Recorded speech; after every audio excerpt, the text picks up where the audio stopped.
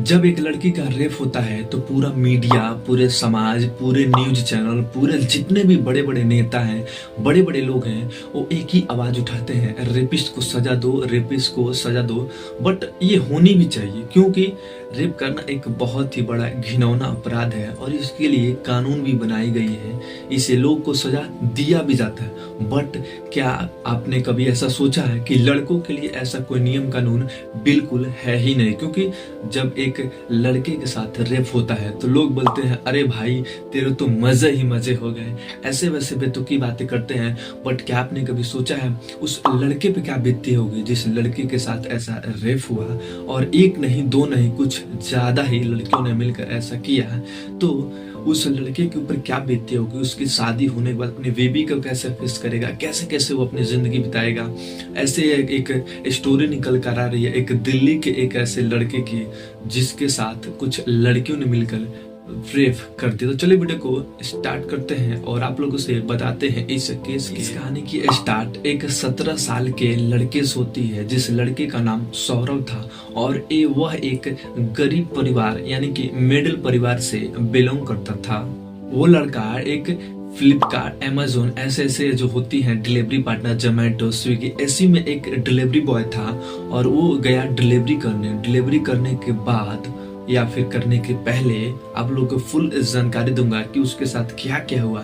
इसे सुनने के बाद आप लोगों के खून खौलने लगेगा। जी हाँ फ्रेंड्स, तो चलिए वीडियो को स्टार्ट करते हैं और आप लोग से बताते हैं। आपको बता दूं कि सौरभ के जो पिता थे उनका निधन हो चुका था और उनकी एक छोटी सी बेटी थी, यानी कि सौरभ की एक छोटी सी बहन और उनकी माता। छोटी बहन स्टडी करती थी, इसी के चलते वो लड़का डिलीवरी बॉय का काम करता था। सौरभ अपने घर का एक इकलौता सदस्य था जो पूरे खर्चे को मेंटेन करके चल रहा था और वो पूरे घर का खर्चा उठा रहा था और डिलीवरी पार्टनर से ही, जो डिलीवरी में जितना भी पैसा मिलता जुलता है, उससे अपना घर चला रहा था और उसके साथ वो पढ़ाई भी कर रहा था। वही शाम के 5 से 6 से लेके शाम के 12-11 बजे तक, मतलब मैक्सिमम मिनिमम 5 to 6 आवर्स वो डिलीवरी पार्टनर का काम करता था। और डेली की तरह उस दिन भी वो लड़का अपने काम पे जाता है और जैसे डेली काम करता है उस दिन वो काम करता है। बट उस दिन जब वो गया तो उसके दोस्तों ने या फिर जो भी जितने भी डिलीवरी में काम कर रहे थे उन्होंने बोला कि आज थोड़ा धंधा कम चल रहा है। उसके दोस्तों ने बताया कि आज फूड डिलीवरी में जो काम करता था, तो फूड डिलीवरी में जितने भी लड़के काम करते थे उसके दोस्तों ने बताया कि आज जो कि फूड डिलीवरी नहीं मिल रही है, बहुत कम मिल रही है और उस सौरभ को अपने स्कूल की जो फीस होती है उसको भी जमा करना था, घर का राशन भी चलाना था, बहन की शिक्षा के लिए पैसे भी। तो ये सब सोचते सोचते वो थोड़ा डिप्रेशन में भी ज्यादातर रहता था और ये सब करते करते रात के 12 बजे, वो जैसे ही रात के 12 बजते हैं वो उसका घर जाने का टाइम हो जाता है।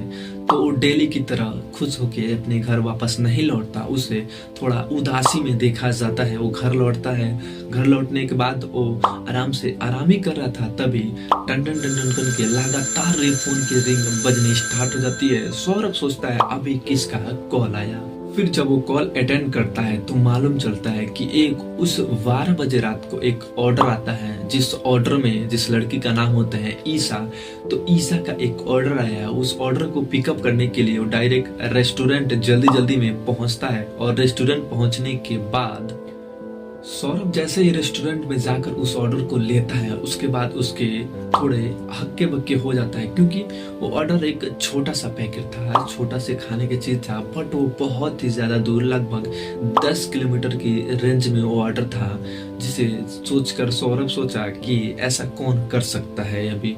फिर सौरभ की तो बस काम से मतलब थी, तो वो ऑर्डर लेके निकल गया उसे डिलीवरी करने के लिए। और दोस्तों मैं आपसे बता दूं कि आप लोग भी शहर में रहते हैं तो आप लोगों को, या फिर जो गांव में रहते हैं उनको मैं बता दूं कि शहर में 10 किलोमीटर की एरिया एक बहुत ही बड़ी एरिया मानी जाती है और ये एक बहुत ही ज्यादा लंबी दूरी तय करने वाला था लड़का।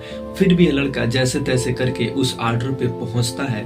तो मैं आपको बता दूं कि फ्लिपकार्ट, अमेजोन, स्विगी, जोमेटो जो भी हो, वो जैसे ही ऑर्डर आपके नजदीक आता है वैसे जैसे ऑर्डर नजदीक आता है वैसे जो भी बॉय, जो भी गर्ल, जो भी इंसान ऑर्डर को पैकिंग, तो क्या बोलते हैं दोस्तों उसको, जो मंगाया होगा उसका थोड़ा पता चल जाता है कि हाँ डिलीवरी बॉय आ चुका है या फिर डिलीवरी जो करने वाला है वो मेरे पास आ गया है, तो उनके पास आ जाता है। तो उसके बाद वो जो डिलीवरी बॉय था सौरभ, वो फोन करता है। जैसे ही सौरभ ने उसे कॉल लगाया तो वो बहुत ही जिस जगह पे वो पहुंचा था सौरभ, वो एक बहुत ही ज्यादा बड़ा घर था, जिस घर से एक लड़की निकली, जिस लड़की का नाम था ईसा। तो वो घर से बाहर निकले और उसने बोला कि मेरा ऑर्डर। तो सौरभ उसे उसका ऑर्डर दिया। फिर वो लड़की बोली मैं अभी पैसे लेकर वापस आती हूँ। ये सब बोलने के बाद फिर वो लड़की दोबारा पीछे मुड़कर देखी और बोली आप थोड़ा अंदर आ जाइए, थोड़ा अंधेरा है इधर, तो आप अंदर आ जाइए। सौरभ बोला नहीं मैं यहाँ पे ठीक हूँ। फिर भी वो लड़की उसके साथ जबरदस्ती नहीं बल्कि प्यार से ही बोली आप अंदर आ जाइए, मैं चलिए आप लोग का आपका पैसा दे देती हूँ। लड़का बोला ठीक है कोई दिक्कत नहीं, वो अंदर आ जाता है। जैसे ही वो लड़का घर के अंदर एंटर करता है, एंटर करने के बाद उसे दिखता है कि बहुत सी लड़कियां, जैसे 4 से 5 लड़कियां, 4 लड़कियां थी और एक ईसा 5, ये लोग पूरी पार्टी कर रहे थे पूरे ड्रिंक के साथ। तो वो उसे देखकर थोड़ा चक्का हक्का बक्का हो गया। फिर उस लड़कियों ने बोला कि क्या आप ड्रिंक करना पसंद करेंगे? उसने बोला नहीं। तो जैसे ईसा वापस जैसे बोली थी कि आप चलिए अंदर से, मैं आपको पैसा दे देती हूँ इज्जत से, वैसे पेश नहीं आई। उसके थोड़े शरीर में कुछ बदलाव थे कि आपको मैं पैसा नहीं दूंगी अभी, आप प्लीज पहले ड्रिंक कीजिए। उसके बदलाव सौरभ को अच्छे नहीं लगे। सौरभ बोला मेरे को मेरा पैसा दे दो, मैं वापस अपने घर चला जाता हूँ, मेरे को सुबह कॉलेज जाना है। ये सब बात बोलने के बाद भी वो लड़कियां नहीं माने। इसके बाद सौरभ बोला कि प्लीज मेरे पैसे दे दो। तो ईसा बोले ठीक है मैं पैसे लेकर आती हूँ। ईसा गई और आने के बाद पैसे देने से पहले ही उस सौरभ को ऐसे घूरने लगी। घूरने के साथ साथ ईसा बोली कि प्लीज चलो ड्रिंक करते हैं। सौरभ मान नहीं रहा था, फिर भी लड़कियों ने कैसे जबरदस्ती करके उसे उसके मुंह में जबरदस्ती पिलाया। तो वो सौरभ भी थोड़ा सा ड्रिंक कर लिया। ड्रिंक करते करते ईसा बोली कि फिर वो लड़का जैसे तैसे करके थोड़ा ड्रिंक ले लिया। ड्रिंक लेने के बाद उस लड़की ने, ईसा ने कहा कि तुम मेरे बेडरूम में चलो, मैं अभी आती हूँ, तुमसे कुछ काम है। लड़का जाने को तैयार नहीं था। फिर वो डर गया कि मेरे साथ आगे कुछ गलत हो जाएगा। मैं एक डिलीवरी पार्टनर हूँ तो मेरा नंबर इनके पास होगा। नंबर के साथ साथ बहुत सी इन्फॉर्मेशन होती है जो होती हैं उन डिलीवरी बॉय जो होते हैं उनकी दूसरे के पास। ये सब सोचकर लड़का वापस घर में चला गया। बेडरूम में जाने के बाद लड़के के साथ एक एक करके जो कि गलत काम किया गया, वो भी जबरदस्ती। कभी लड़कियां एक एक करके जाती, कभी ग्रुप में जाती, ऐसे ऐसे करके 2 से 3 घंटा ये सब कांड चला, जिसे लड़का बिल्कुल बर्दाश्त नहीं कर रहा था। जैसे ही लड़कियों का नशा टूटा, जैसे ही सुबह 4 बजे तो लड़कियों ने बोला कि, और ईसा ने भी बोला कि आप घर चले जाइए। तो वो रो रहा था। फिर लड़के ने बोला अबे जा तू, ऐसे तू तड़ा करके बोले। तो सौरभ घर से बाहर निकला उस बड़े से घर से। तो वो रो रहा था और बिलख रहा था, उसे कुछ भी समझ नहीं आ रहा था मैं क्या करूं, ये पब्लिक में भी होगा तो मेरा ही बदनामी होगा, कौन करेगा मेरे शादी। ऐसे ऐसे बातें सोचकर वो वहां से निकल कर अपने घर वापस चला गया। साल दर साल बीतते 1 साल बाद उसने अपनी ये जो सौरभ था उसने अपने एक दोस्त से बात बताई कि मेरे साथ भी ऐसा ऐसा कांड हुआ है। तो जिस दोस्त ने उसने ये बातें बताई थी, उसका दोस्त एक पत्रकार था जो कि न्यूज में या फिर पत्रकार जो होते हैं उसमें काम करता था। उसने एक आर्टिकल बनाकर उसमें छाप दी, जिस आर्टिकल के जरिए मैंने भी इसे रीड किया और मैं आप लोगों से ये बता रहा हूँ। तो दोस्तों इस जब कहानी के होने के बाद लड़के से जब ये पूछा गया तो लड़के ने अपने दोस्त से बताया कि मैं उन लड़कियों का नाम रिवील नहीं करना चाहता और लड़कियों से मेरा कोई भी दिक्कत नहीं है, जो हुआ सो हुआ, कोई दिक्कत नहीं है, क्योंकि उसको उसमें उस लड़की के ही बदनामी है। आप लोग इस वीडियो को देखने के बाद आप लोग के क्या राय विचार है?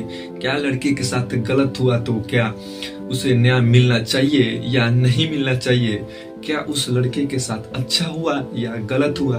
कुछ लोग नीचे कमेंट करके बताएंगे कि अरे क्या दिक्कत है, हो तो गया, मर्द है तो मर्द है। कोई भी काम अगर थोड़ी मात्रा में हो तो अच्छा लगता है, लेकिन ज्यादा ही मात्रा में हो तो बुरा ऑफ कोर्स लगता है। तो चलो दोस्तों को आप लोग मेरे इस चैनल पे बने रहिए। आप लोगों के साथ में हफ्ते में 3 वीडियो डालता रहता हूँ। आप लोग के हफ्ते में 3 वीडियो देखने में बहुत ज्यादा अच्छा लगेगा। तो चलिए ऐसे इंटरेस्टिंग स्टोरी के लिए मेरे चैनल को सब्सक्राइब कीजिए और वीडियो को एक लाइक करना ना भूलिए। चलिए मिलते हैं अगले वीडियो में, तब तक के लिए जय हिंद, जय भारत।